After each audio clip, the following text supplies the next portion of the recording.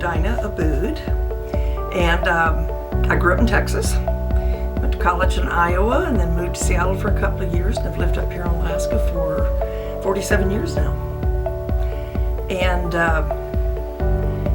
enjoy the outdoors a lot, and I think that's what attracted me to it. I lived in Seattle those 2 years and really enjoyed the hiking and the beauty of the water down there, and came up here with friends and turned around and went back and gave notice to my job and came back a month later, and I've been here since 1968 now.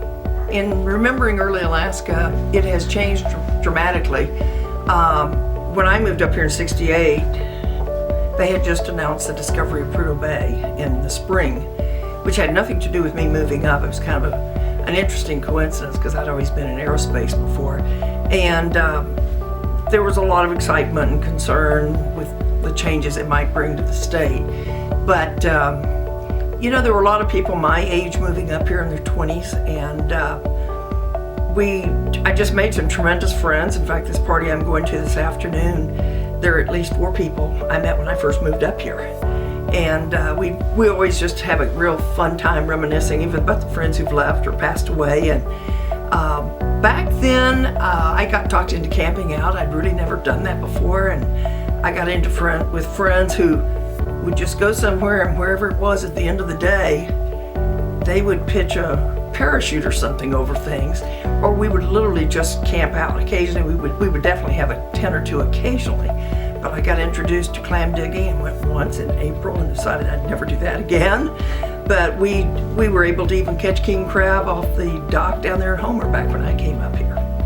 And I was taken to Chitna to try the Copper River for dip netting. Had no idea what they were talking about. Was standing out there in hip boots, and one of my friends said, "You do know if you fall over, you'll probably never make it."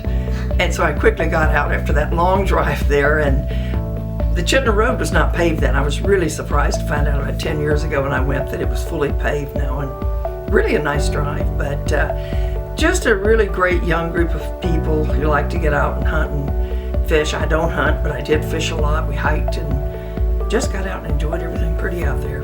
Even took a trip up on the railroad that we just got off at mile, I think it was 269, because one of the guys knew some people there, and spent 24 hours there, camped under a parachute again. It was kind of the old let's rough it type of attitude. That's what it was like in the late 60s.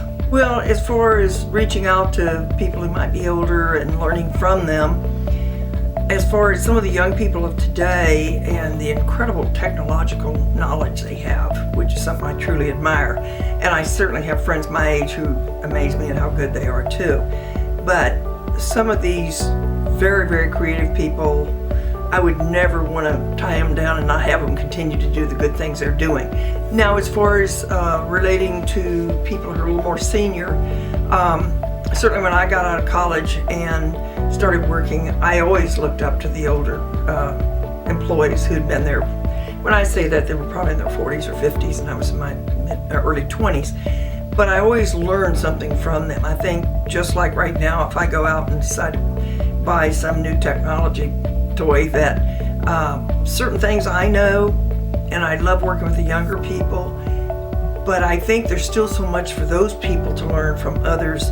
I've watched it with some of the ones in my family who are just really, really good there, but when it comes down to everyday experience and stuff we've done, they sit there almost fascinated, because maybe some of them haven't taken time to get in that and explore different areas.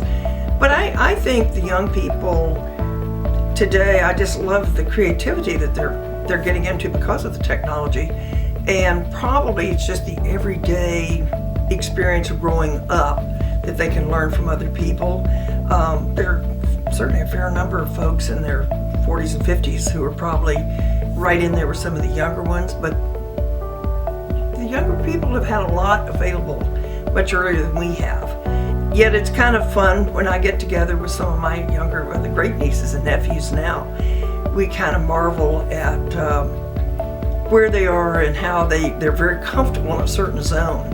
And I think you're right as far as spending more time with aunts and uncles. And in my family, it seems like most of them make a point of taking them out without their laptops or without their cell phones and making them do just everyday things with them. And this last Thanksgiving was a great example. It was so fun because it was kind of a fun time, but we had rain over the Thanksgiving holiday.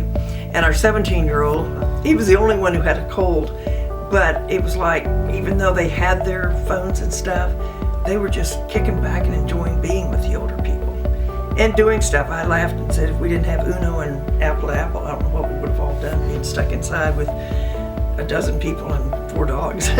But, you know, I've watched my brother-in-law and sister with their grandchildren, and they make sure they expose them to other things. And I think as the kids get a little bit older, they want to wander off in those other areas a little bit.